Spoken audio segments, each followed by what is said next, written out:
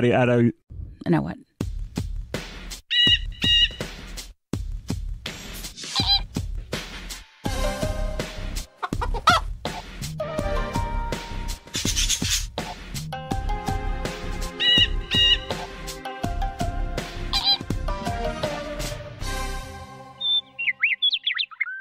This is Winging It, the somewhat whimsical, certainly worrying, decidedly wonky, seldom weighty, endlessly well-intentioned, and wildly witty show about music where one knows what's coming and the other doesn't.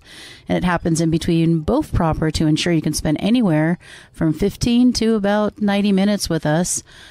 A lot. A lot. Very often. So do you have any guesses as to what we'll be discussing today? No, but I trust it will be edifying and educational and stimulating. What's with this edification situation? It's just a... That's why we're here. You're a one-trick pony tonight. That's why we're here for the viewers. Are you? There are no viewers. They're not seeing us. If they could, they'd be seeing this beautiful sign. They could be seeing why my brain is halfway out the door because of this beautiful sign, Christina. But we have had a sign next to us of our logo. Close it. For one of our many logos for years since we started the show. And I just asked Christina casually tonight to bring a replacement, and she did. And it's a masterpiece. It's crazy. Pardon me. That's this week's excuse. Yeah. There it is. Well, today we're going to be talking about the crankiest musicians. Besides me? Okay. Cranky. I know who's going to end up on this list. Being a musician can be super hectic and challenging on anyone. You have a hard time, with tour scheduling, creating and recording music. Sometimes musicians have to promote themselves, you think? Yeah. This can be tough on anyone. So it's a huge surprise when celebs take time out of the day to be nice to fans, signing autographs, hugging people, taking photos. It can take a significant portion of their day, but they still do it with a smile on their face. Well, some do. So this is courtesy of living.alot.com. So one of our crankiest, apparently, is Christina Aguilera. So Christina once required some weird food while on the road. Are you ready? Oh, we've got the tour riders here. Go ahead. Nesquik, vegan cheese, Oreos, Flintstone vitamins. The problem, though, is her over-the-top demands on the voice that have caused taping delays. Wow. Well-documented feuds with other female singers, and all these things make her a liability. Whether it was trying to physically and verbally fight Pink, Mariah Carey, or Britney, it was too much drama for Aguilera's career in the early 2000s. So, I think, here's the thing I think about Christina Aguilera. She's wildly talented. I just think I take no shit. I paid my dues. I was a Disney kid. Fuck you.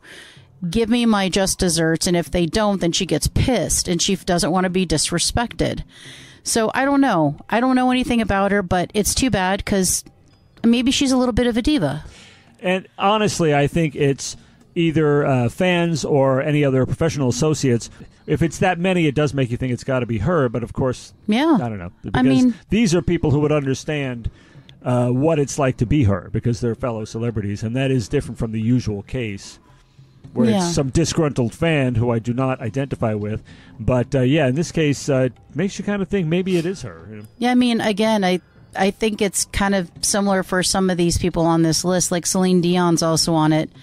And their demands, right? They have demands, and I think they must feel like they deserve to make such demands. I deserve purple Bam Bam Flintstone vitamins on Thursday only, Yeah. Several of Dion's demands, speaking of her, can be traced back to her husband manager, Renee, who requested nothing but the best for his wife. All rooms must be 73 degrees Fahrenheit, and her enormous entourage must be completely catered to. As a perfectionist, she requires absolute adherence to her guidelines and has taken over as her own boss following the loss of her husband. Well, here's the thing. If you're a perfectionist, that means you're also probably a control freak, and this comes from a perfectionist and a control freak. So I think she wants it just the way she wants it because in her mind there is a vision, and you've run across this with me too with this show. I have a vision and it's not exactly the same as yours. And when they clash, it's an issue. You think? Yeah. So That's not true. I have a very specific vision for things. And it's just something that happens. And so once I get that in my mind's eye, that's how it should shake out. And she's paying the cost to be the boss. Trust me.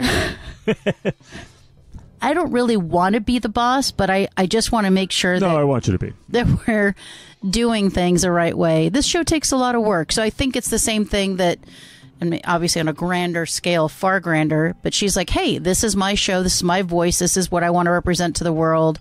This is what it should be. And if you don't fall in line with that, then fuck you. And treat all these people who are holding me up, treat them with kindness and cater to them as well, because if they're there with me, they're my people.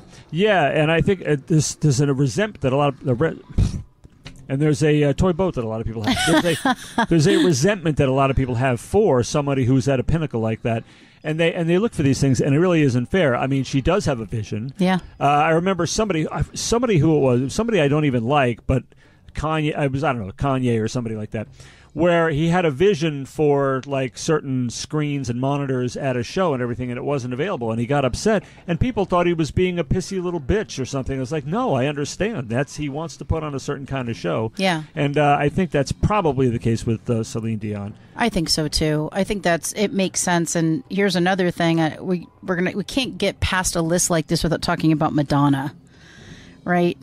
So Madonna has mellowed in the last 40 years, but let's not forget the material world singer has embraced that philosophy, that whether it's requesting 30 bodyguards, a chef, a physiotherapist, or that all the furniture in her dressing room must be removed and replaced with her own pieces shipped in, she knows exactly how to be a diva. It's also important to note that she's not exactly fan-friendly, and at times she has kept paying audiences waiting for hours for a concert. Bearing a 200-person entourage is a lot for any junket to handle. So I think Madonna's another one of those. Bitch, I, pulled myself up by my bootstraps. I made this happen. So you need to respect me and you need to wait. Now, I really have issues with artists making their fans wait in a concert. Yeah, that's completely unnecessary. I understand that this person is a one-person, in this case, one-woman industry. Mm-hmm. Madonna. Taylor Swift is an absolute industry. Oh, yeah, She's for one sure. of the biggest industries out there ever, now. Yeah. And, of course, a lot of people don't like that, like they don't like Madonna, but they're wrong, I like both of them. So both of them. And she's an industry, and it's a gigantic machine, and it all hinges on one person. They could put it all together. Without her, nobody shows up. That's right. Exactly. So it is that important. And, I'm not saying she's not a bitch to some people. I wouldn't know. But I do understand there's a certain, you have to be decisive, and you got to run things the right way. You got to run a tight ship. And I think that's the same thing with her. She definitely has a vision. She always has, if you look at her entire career. And of course. And she knows that she wants to push boundaries. She knows she wants to shock. And if you don't do it right, it's not going to have the desired effect or whatever. So I get it. I do wish they were nicer to fans. But again, if the fans, like you said, are approaching them when they're living normal life. But if, like, let's say... left waiting? No, there's no excuse for that. Waiting an hour and a half for a show, that's crazy. And I'm just going to be honest. I met Melissa Etheridge, but that's because I paid $80 for a meet and greet. So, yeah, she better meet and greet me. I paid to have a meet and greet with her, and it was like 5 minutes, maybe, and it was amazing, 3 to 5 minutes. But I paid for that. So if she was like, well, I'm not doing it, I've been like, then give me my money back because I just paid $80 to meet her. So you can't really ignore it. But if she's like at dinner or she's driving or she's grocery shopping, or you can't do that unless there's just some, like, she's just like, hey, do you know where the bananas are? And I'd be like, are you Melissa Etheridge, banana lady? I'll take you the bananas, Melissa Etheridge, banana lady. Like, that would be different. So this, speaking of diva, Gene Simmons. The KISS frontman seeks publicity all the time, both on stage and off, through his outlandish statements and beliefs. He's a notorious womanizer. How? Ugh. And misogynist who claims to have bedded almost 5,000 women during his years. Yet he puts down female pop artists and dismisses rap musicians altogether. Simmons' sneering persona makes everyone just a little uncomfortable. Yeah, I think he's gross. Yeah, there are a lot of things that I hear and continue to hear all the time that I don't want to know about Gene Simmons, because the hellish part is I am a big fan, and there are things I admire about him, but there are certainly things that I don't want to know. It's terrible. It's terrible. Yes, unfortunately, he's very coarse, very insensitive sometimes, and yet other times he'll show all this, affection. It's a strange thing. It's like, don't tell me. I just want to hear his music, But yeah, I'm sure there's something to that. The guy even made an album spoofing himself. The title is Asshole. I mean, it goes to show you what he's. Yeah, but he seems to understand it. That means he celebrates his assholeness, and that's not good either. No, I'm not saying that's good. So that's terrible. No, it's too bad. But it's not a weird writer. It's not. I'm specific about my vision. He's just a dick, and that's the problem. When you're just a dick, I can't abide by that, and I don't need to know that you slept with 5,000 women. I don't give a fuck. Yeah. That's the songs are enough. That's so nasty. So yeah, I unfortunately, not that he gives a fuck. I think he's disgusting, but and I hate his music. So whatever. But I'm not surprised he's on this list. Another person I'm not surprised is on this list is Nicki Minaj. Nicki Minaj. So her backstage demands are legendary: full tea sets, 24 pink or white roses, 3 large scented candles. Her food demands border on insane: egg whites, turkey bacon, fried hard, 12-piece buckets of chicken, salad with wishbone light Italian dressing. She says it's part of her onstage persona to become that strong, confident woman. In interviews, she was known to get difficult with writers telling them that they're off topic or being rude altogether. So I think here's another thing that I'm thinking. So I think, first of all, some of that stuff's pretty healthy. So maybe she's trying to be healthy. Yeah. Trying to be healthy. The food part didn't sound outrageous. Right. And having a tea set seems like it would be very calming. I don't know, like Lady Gaga carries around like a purple teacup and saucer because it makes her feel comfortable. I get that, but I mean, roses, candles. I mean, that doesn't seem like a lot. I mean, she's not saying take out all the brown M&Ms. I mean, I don't. Van Halen. I don't know. But I think, sometimes I think when you come from nothing and you've clawed your way up, you're worried someone's going to try to take it, and you're worried someone's trying to undermine you. So I think that not only is it her persona, but I think that there's always a little bit of like, don't fuck with me, don't try to take this, I built this. So I don't know. I could be wrong. Yeah, I think a lot of it is living the persona, and I think a lot of it is, of course, the feuds a lot of them are manufactured, I'm sure. But I mean, living the persona, and also we saw the same thing 50, 60 years ago with the meteoric rise to success of the rock stars that we dinosaurs still listen to. We saw the same thing, the excesses and the demands and the divaism of sudden fame for young people who we know don't really have fully developed minds. So I can kind of see that. But what's the excuse for Gene Simmons and somebody like Ted Nugent, who we're about to talk about? I mean, I don't think there's any excuse. The Motor City Madman at one time requested man-sized Kleenex for his runny nose. He's also a large fan of peanut butter, tuna, and tropical Slim Fast on tour. His weird relationship in 1978 with a 17-year-old who wasn't old enough to marry is cause for concern. He adopted her with her parental consent instead of living in sin. But his outspoken conservative political stance to the point of name-calling has rankled some fans during his career, whether it's about guns, mixed race heritage, or school shootings. So there's a line between, you have music that you want people to like. Again, I don't like Ted Nugent's music, but let's say that you have music. I like Damn Yankees. I'm going to lie. I don't want to lie. But then you make a decision if you are politically outspoken and you say stuff, you could alienate fans. And if that's okay with you, then that's okay with you. And clearly it's okay with him. But some of the stuff he says is downright offensive to a lot of people. Like, the mixed race heritage and school shootings and stuff, which, it is what it is. And then the creepy stuff. Again, he's one of those creepy dudes with the 17-year-old and all that stuff. So, he's not necessarily making demands. He is a cranky motherfucker, and he is outspoken cranky motherfucker. So, if that's his brand, that's his brand. And apparently, he's very successful despite all that. So I didn't think cranky, but I thought disagree with a lot of people wouldn't like, but cranky as in difficult with people, I wouldn't have thought necessarily. But, well, I mean, if he asked for a man-sized Kleenex, I mean, who does that? Nasal secretion rags, I'm sorry, I can relate to that. Yeah. You need a man-sized one? So the size of you need a Kleenex size of you? I admit, not only do have I never considered the size of Kleenex or facial products, I also wouldn't stipulate any such thing in a contract writer. Yeah, so what about the 17-year-old that he adopted? I actually hadn't heard about that. I've heard some rumors and everything, but I have not heard that one. And I guess they see him as mean because, I'm assuming they see him as mean because he doesn't think about what he says before he says it. So he can hurt a lot of people's feelings or offend a lot of people.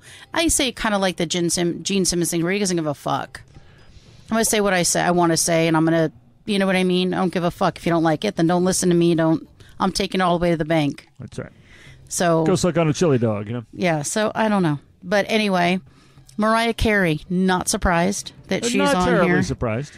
Mariah Carey is known for having an uptight attitude. When someone asks her if she knows a popular star, she shakes her head and say, I don't know them. So whoever, right? So she just kind of dismisses that anybody else apparently exists in the world. She doesn't know anybody. I find that hard to believe, you know. Not to mention, we all remember the 2018 New Year's performance where her equipment quit working and she couldn't hear a thing. It was terrible. I forgot about that. Yeah, and I do remember hearing about that now. That doesn't change the fact that she had a full-on temper tantrum on stage. Now, again, Mariah Carey is a person who, hand-delivered a cassette tape to, a record company hoping for something. She definitely is big-time diva, too big for her britches, doesn't remember where she came from, thinks the world owes her something, super entitled, and she's lost that voice that she was known for, right, for various health reasons. Again, I've heard rumors that she's not nice to fans either. Yeah. But again, I don't know if it's because they're interrupting her regular life. Unreasonable expectations. It's like, oh, you don't think I have the right to bother you during dinner? No, you don't, So I don't expect polite retorts at a time like that. But, I've heard difficult as far as in a professional setting and fans and everything like that. Although I can understand you don't want a lot of intrusion from fans, but some people just callously disregard them, like showing up hours late and everything. Yeah. So, I have heard that. I don't know if it's true, of course, but I have heard about it. I think crankiness is in the eye of the beholder, so I don't know. I don't think it's necessarily fan. It's just overall persona, whoever they are. Well, the crew. The entourage. I'm sure they might catch hell, but that's what they say. A lot of these people. Are you ready for this one? Ringo Starr. No, you're breaking my heart here. It's hard to believe that any member of the Beatles can be cranky, but Ringo Starr is known for having a serious attitude. In fact, one fan told a story about when they were a child to meet their favorite musician. Upon meeting Starr, he laughed at the kid and said no. Then he told him to leave, except with more expletives. This is a regular occurrence with anyone that meets up with Starr, as described by other fans. If you're a Beatles fan, you'll be happy to know that other members are incredibly kind, like Julian Lennon is as kind as ever. Figures. So again, I think if you're part of the Beatles, one of the biggest bands in the entire world, of all time, maybe you start to think that you're one of the two people that wrote the songs and you're not. You're just the kind of shitty drummer that got lucky. So the three people who wrote the songs, but yes, I know exactly. Yes, well, absolutely right. I think you know what I meant by that. Yeah, oh, absolutely. Sure. Yeah. So anyway, it's too bad that he has I remember that there was something that that Howard Stern spoofed where he was like, I will not be signing anything. Don't send me things anymore. I'm not going to sign anything anymore. Peace and love. Peace and love. Okay, well, okay. I guess you have the right to do that, but how hard is it for you to sign something somebody sends to your home and says, can you please sign this? I just don't understand why it's not like they're coming to your house. They're not, but I guess he did it for a while and then he decided to stop, so people probably didn't like that, but I don't need Ringo Starr's autograph on anything. No, I totally understand that. The, now it is, an intrusion. You may figure as a fan that you deserve it, but it is kind of an intrusion. But I understand. I'm surprised to hear that from Mr. Peace and Love. This is Ringo here. Everything he says comes off so charming and so sweet, but he must have very firm boundaries, and I kind of understand that too. But, if they sent things to sign with the self-addressed stamped envelope. So all he had to do was turn it back around. Maybe, but... So here's the thing. Paul McCartney is definitely one of the biggest legends alive, and he's nice to people. He's nicer to fans. So I think, don't be a dick. Remember that you're just the shitty drummer. You're not a great drummer. You're not magnificent. You got fucking lucky, and you are not one of the main songwriters. You are not the draw. You're just Ringo Starr, so calm down. That's what I have to say about that. But I respect your opinion, but I also think that is a completely misguided view of Ringo. How is that? A legend. He's a legend because he happened to be in the Beatles, not because he's a legendary great drummer. Okay. That's why. So anyway, clearly he doesn't have reason to be cranky. And if Paul McCartney's nice to people, he can certainly be fucking nice to people. I mean, just give me a break. So Axl Rose. Now, okay, there's no surprise here. Axl Rose was known for being wild and less than kind in his younger years. While he's cooled down a little, he's still pretty dang cranky. Thanks to his anger issues, he regularly throws items and insults anyone who sets him off. He used to tell fans to go away with more expletives, but he takes photos nowadays. That's precisely why he's on this list as cranky instead of just plain mean. So I think when you're a kid, it goes to your head really quick, and you're like, oh my God, look at me, look at who I am, don't you know who I am, blah, blah, blah, blah. So I think that's maybe part of it. I'm glad he's mellowed a little bit, but I think that guy's got a lot of anger above and beyond being Axl Rose. I think at least half of the young people like that who found themselves, suddenly everybody's a yes man, suddenly you're a god on earth, right, and everybody adores you, and you are an industry of sorts. Yeah. An entire army is mobilized because of your plans. Yeah. I want to do the tour. Boom! People all over the world are having that at that young age without any. If you don't have really good grounding, then I can understand how that would screw you up. It didn't happen to me, so I don't know. Yeah. But I've heard that about Mr. Rose and a certain other rock star who might come up. Yeah, there's so many of them. We can't get through to all of them, or we'll be here all night. Prince. There's not a shocker. The late Prince was a music genius, for sure, but he was reportedly also extremely rude. One of the worst stories when he borrowed one of the Roots' 1961 Epiphone Crestwood guitar and smashed it up on stage. Oh! Granted, he paid for it, but that doesn't change the fact that he smashed up someone else's instruments. Kevin Smith has plenty of stories as well that perfectly describe how entitled Prince was, including one where he requested a camel in Minnesota at 3 a.m. and didn't understand why he couldn't get it. Wow. I think at some point you become so big that you're like, let me see how far I can push people. Mm-hmm. I want a camel. Get me a fucking camel. I want a fucking camel. Why can't I have a camel? I'm willing to pay for the camel. And we've heard the stories. We know there definitely was humility and grace in Prince, but at the same time, it's the persona. He came out there, baby, I'm a star. He came out there with, my name is Prince and I'm funky. I mean, I'm a badass. That's part of that's who he was. That was his brand. Yeah. He absolutely is. He's become almost an archetype that way. Yeah. But I think he definitely was a diva. I definitely think all these people, though, to one degree or another, have a softer side. But what their persona is and what they put out to the world is clearly something different, Yeah, and there are stories of him, even as a youth, being very, very pouty, very, difficult, or there were spoofs because of his adult demeanor. But, there was that side of him, no question. Yep. So what about Justin Bieber? Does that shock you that he's a little diva? It does, kind of, yeah. Yeah, believe it or not. So they say the crankiest little toddler in the bunch is none other than Justin Bieber. Oh. There's a whole list of things that show he's a colossal jerk, including forcing his bodyguards to carry him up the Great Wall of China. No way. Calling a fan a beached whale, spitting on fans, egging his neighbor's house, driving while under the influence, and more. Overall, he's just a baby who's been throwing a temper tantrum for years. He's cleaned up his act since marrying Haley Baldwin in 2018, but he's still young, and leopards don't change their spots, at least not overnight. And there are still lots of believers out there, incredibly enough. Never been one. Never been one either, so I'm not exactly heartbroken to find out, but... Yeah, so Tom York. Oh, from my favorite band? Yeah, sorry. Yeah. And you get mad when I talk about Ringo.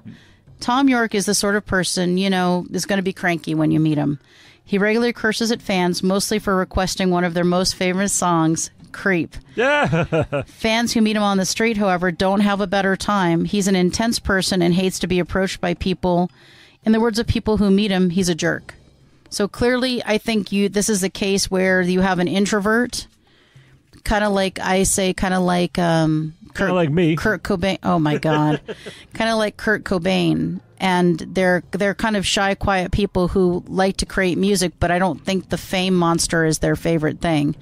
So I think he wants to be left alone and have a normal life, but when you're a celebrity, that's not exactly possible.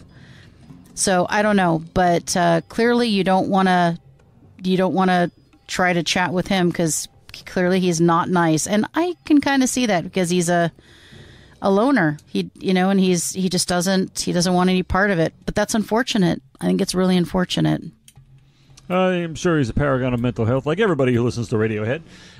Yeah, go on. I listen to Radiohead. I know. I'm kidding. You better calm down there, mister. And they're one of my favorite bands. I created a meme about Radiohead years ago, but go on.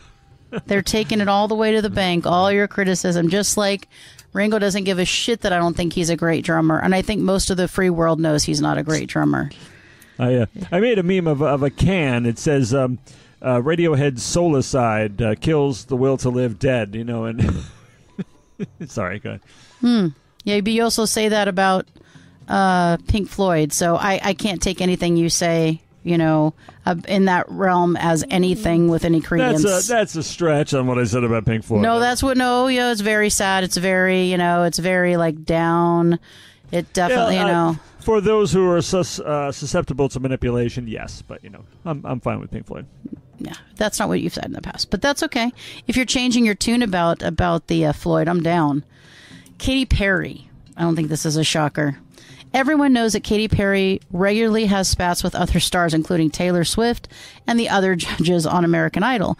Starts fights, and that's fine, but what puts her on the list is the fact that she thinks she's better than everyone, including the American troops. One Reddit user described how she did a support the troops show, but didn't shake hands and refused to be polite to anyone there. Other Marines have other stories similar to this one, so it's definitely not a one-off. So... here's the thing. Don't do a support the troops show if you're not going to actually be kind to the troops because they're serving our country. So maybe if you're going and doing that, you have some sort of expectation that they're probably going to want to meet you or interact with you in some way. It's probably part of it. And if it's not something you want, you say, you could say something like, I'm so sorry. There's so many of you. I wish I could do. Let me send you guys some autograph stuff and thank you. But to be an asshole or to refuse, and it sounds like it happens quite a bit, and she starts shit with a lot of people.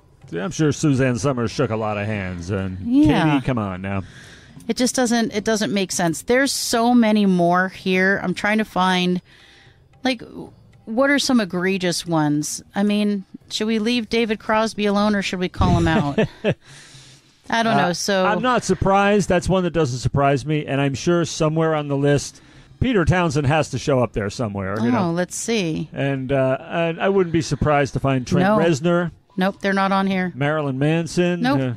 Get out of here. Wow. No, they're not on here. I've got Kanye West. I've got lots of people. Chris Brown. I've got 50 Cent. I've got so many more people on Curtis. here. I've got so many people on here. I got Morrissey. That's not a surprise. Morrissey's unfortunately a big baby. So let's find out a little more about Morrissey because I think we all know that. Yeah, that's who he is. Regular viewers will remember, but I mean I don't even remember. So of course you don't remember that. I sort of been turned on to the Smiths a little bit by I remember Christina. that. Yeah. I remember. You remember, yeah. It was a huge moment. Yeah. I learned to really like the Smiths and the Cure. Yeah. And Morrissey, Morrissey's great, except in this capacity. He's not a sweet guy, and he walks off stage during a concert. I think I told the story of when I went to go. So I was a huge Smiths and then Morrissey fan when I was a kid, and he was performing at my local fair, and I bought tickets and everything, and he went and he put his hand down and somebody grabbed his hand and grabbed his jacket and he tried to pull away and the jacket sort of came off and he stormed off stage and never came back. Wow.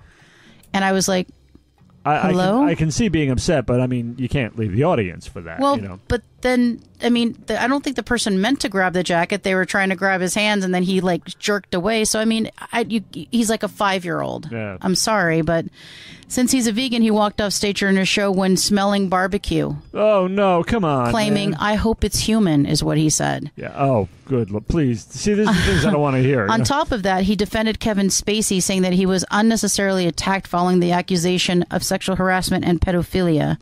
He also defended Harvey Weinstein's action, which ranks him as one of the worst musicians on the list. So, you know, I think Morrissey.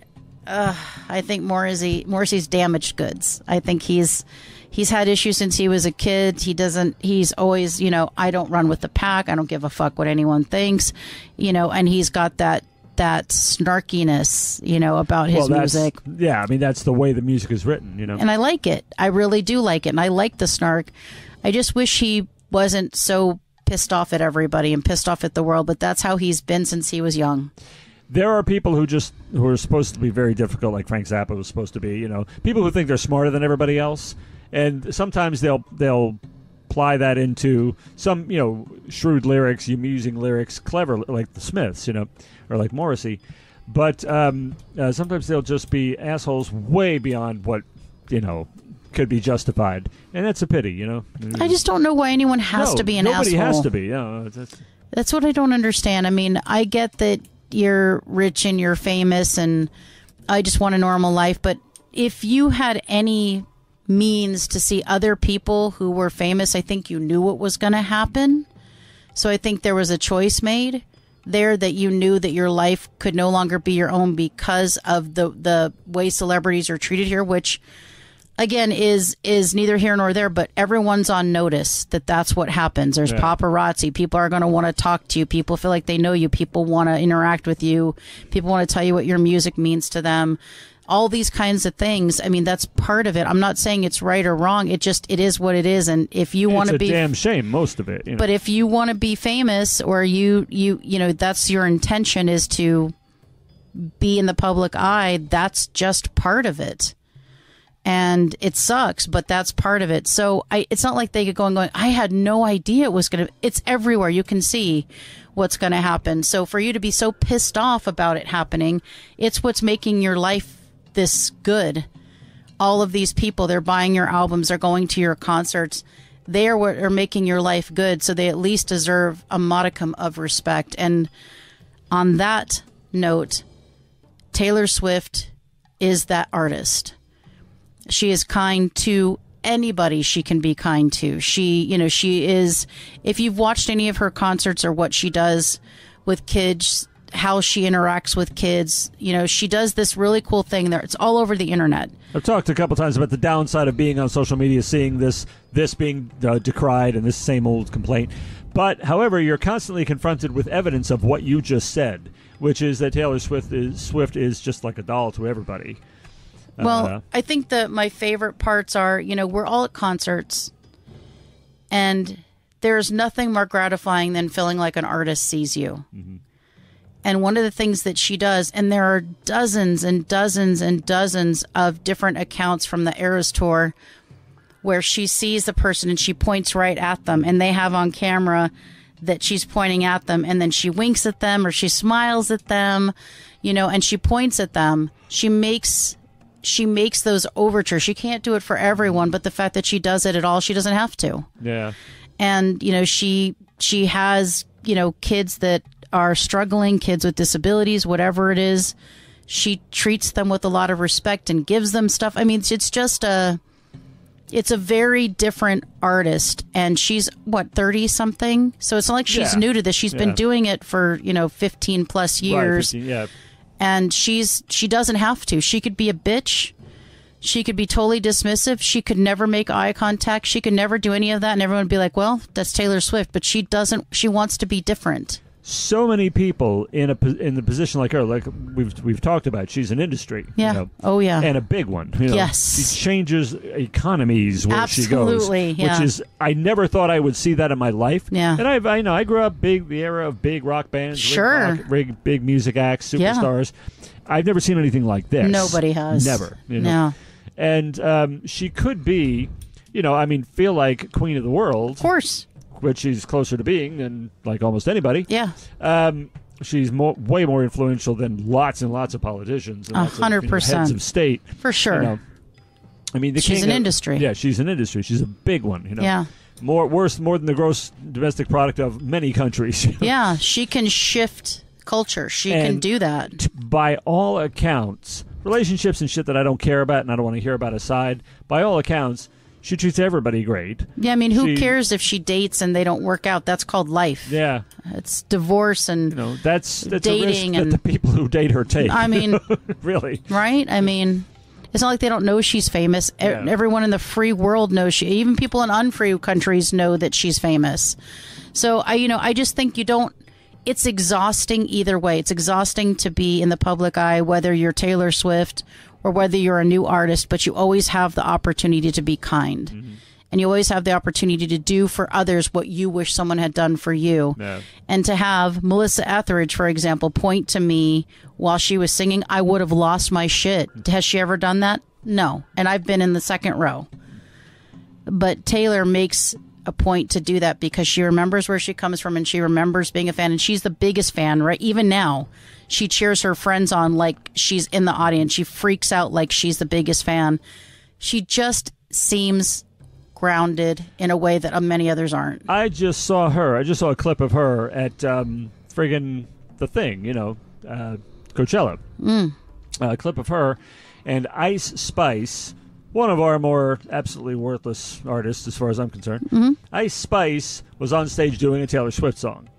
And Taylor Swift is singing out loud and jumping up and down. She's like in the fourth or fifth row or something like that and having a hell of a time. As if it weren't her own music. As if it weren't her own music anyway, which is hilarious, Sing your own song because, of course, you like your own songs, And right. Somebody else is doing them, hell yeah. That's so cool. And it was very cool. And, yeah, she, by all accounts, let the buyer beware if you're going to date Taylor Swift. Apart from that, nobody's got to beef with her. I don't know why. Date her. I say date her if you can date her, fucking A, but... everyone's watching everything you do. Yeah, that's a big thing. It's one thing that most of the guys she dates are big stars anyway. Not as big as her. Not as big as her. But if you weren't, let's say she dated some regular person, they would suddenly become incredibly famous, which sucks, And, they know what they're getting into. Again, everybody knows. I'm not part of the tabloid paparazzi. I don't participate in that in any way. You see, so I don't know if you're going to cut this, but I will say, as somebody who's in music and wants to play arenas and stuff, I'm aware if that ever happens that things will change. And it's not like I'm not on notice. I don't think it's going to be easy. I don't think it would be necessarily fun, but it's part of the job. That's why it's called a job. I just was reading horrible stuff about Jennifer Lopez and what a bitch she is. Well, I don't say oh no as if I liked her or anything. I didn't. I was going to say I'm surprised. They're just horrible. She's not still Jenny from the block. I don't think she even remembers that she lived on the block. But there was stuff like, I just read some story where there was, I guess they were having an event at this kind of smaller place, and they knew Jennifer Lopez was coming, and they spent the whole day cleaning because she didn't want to come in the front. She wanted to come in the back. Mm-hmm. But there's trash in the back, and she didn't want to smell or see trash. Oh. But she came in the back where there's the trash. So they spent a whole day before she came cleaning it so there'd be no sign of trash, and they cleaned it for her and everything so she could walk in, and they were instructed not to look at her, not to approach her, not to make eye contact with her. And then she decided at the last minute, because I think she rented the whole place out, that she wanted everybody to leave the building. Wow. Like what kind of... Well, even if you were... Don't look me in the eye? Yeah, but don't look me in the eye. And... she's Jenny from the block, Don't be fooled by these rocks I got. That's just a song. Yeah, I'm Jenny from the block, man. Oh, trash? I don't want to smell trash. I don't want to see trash. But I'm coming in the back. I'm coming in the back, too, where the trash is. So put the trash out front. How about that, It sounds terrible. I'm not saying that as if I have firsthand knowledge, but it does sound terrible. And honestly, it's never justified, but I think it's least of all justified in the case of Jennifer Lopez. Because honestly, I don't think she's that much of a talent. She's a great dancer. She can dance. Oh, of course, that's her main thing. She can dance, and I think some of her acting performances are pretty good. They're okay. Yeah, I mean, pretty decent. I mean, she can do that. As far as her singing, I think anybody could do what she does. She doesn't sing, it's not good. Anybody can do that. Like Paula Abdul doesn't sing either, but at least she has other things that work for her, but she can't really sing. Yeah, she has more personality, and she can dance just like Jennifer Lopez. She can dance. Yeah, Paula Abdul it's funny how, I guess it's maybe, they are kind of the same, Paula Abdul and Jennifer Lopez. Background and everything, but at the same time, I like Paula Abdul a lot more. Yeah. Well, she's more likable. Yeah, that's just it. She's more likable. Her music's more likable too. I mean, I don't like Jennifer Lopez's music. No, I mean, I didn't Paula grow Abdul's, up with it. Yeah, but I grew up with Paula Abdul's music, thinking it was, like a 5 out of 10. It was fine. But it wasn't like, oh my God, like Madonna was, oh my God to me. Yeah, exactly. I mean, as far as being, original, being really, really sharp, really striking, Madonna gets it. But Paula Abdul has some decent songs and everything. I just think Madonna is more involved with the creation of the music itself and a lot of things. So, I saw her in concert once, but it wasn't to see her. It was to see Color Me Bad, which is also very pathetic. But at the time, it seemed important. It's not, but it was important at the time. But anyway, I know we've gone on and on about this, but it's very interesting. Crankiness is a decision. Meanness is a decision. And I just think, it doesn't matter what's going on in your life. You can still be kind. And hopefully I model that. That's my goal too, is to model that no matter what shit I'm going through or what shit's happening. You can always be kind. Doesn't matter, especially when those people are paying your fucking bills. What's that I hear? Oh, it's a fan here at 2:30 in the morning who wants your autograph. Hey. Well, it would be not the first, definitely not the first, but it would be one of the first few hundred anyway, so it would be kind of novel. However, we don't want knocks at the door at this time of night. But you definitely don't. Yeah. But, hey, fans would do that shit, Yeah. And, I kind of agree with you. I probably have a little more sympathy for the celebrities. I'm a, privacy person and everything. But, yeah, I understand. It is going to happen. I'm not saying it should, though. But you can always be more patient than some of them are, that's for sure. There's a lot of kind people out there, and there's a lot of shitty people. I just choose to be a kind person, not a shitty person. But a lot of these people choose to be shitty. So just choose not to be shitty is all I'm saying. That's a bumper sticker. Is it? Yeah. Yeah? Well, let's put it on all the celebrities' cars then. Choose not to be shitty, yeah. Let's put it on all their cars, all their Bentleys or whatever. Well, now that we've talked this into the ground, and most of this will probably be cut. I don't know. Was it an hour and a half? I guess that only leaves for you to say, let's fly this coop.